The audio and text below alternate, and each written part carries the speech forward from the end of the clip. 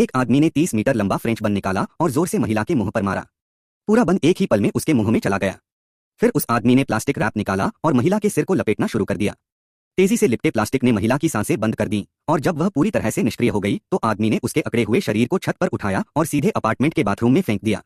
इसके बाद वो वापस कमरे में आया और नल खोलकर अपने शरीर से खून धोने लगा, लेकिन तभी उसे अचानक बाथरूम में छिपे उस रहस्य की याद आई और डर के मारे उसका हाथ पीछे हट गया। 2.5 साल बीत गए। बाथरूम में पड़ा शव धीरे धीरे सड़ने लगा। उसी अपार्टमेंट में रहने वाली एक छोटी लड़की ने उस दिन थोड़ा सा पानी पिया तो उसे ऐसा महसूस हुआ जैसे मुंह में कुछ आ गया हो। जब उसने मुंह से निकाला तो एक लंबा बाल निकला जो उससे भी बड़ा था।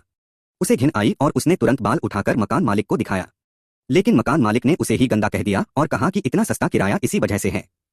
पानी में हल्की गंदगी आना सामान्य बात है, ये कहकर बात टाल दी गई।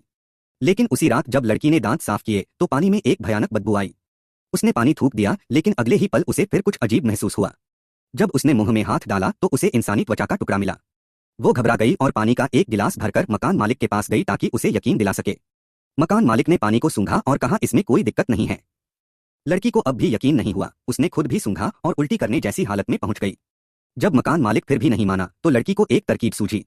उसने उसे एक कप पानी में तैरते उस अजीब से टुकड़े को दिखाया, लेकिन मकान मालिक न घबराया न ही घिनाया, बल्कि उस पानी को उठाकर सीधा एक कोने में फेंक दिया। लड़की समझ गई कि अब यहाँ रहना मुमकिन नहीं, और जैसे ही वो बाहर निकली उसे एक अजीब सी सड़ी गंध ने फिर से जकड़ लिया।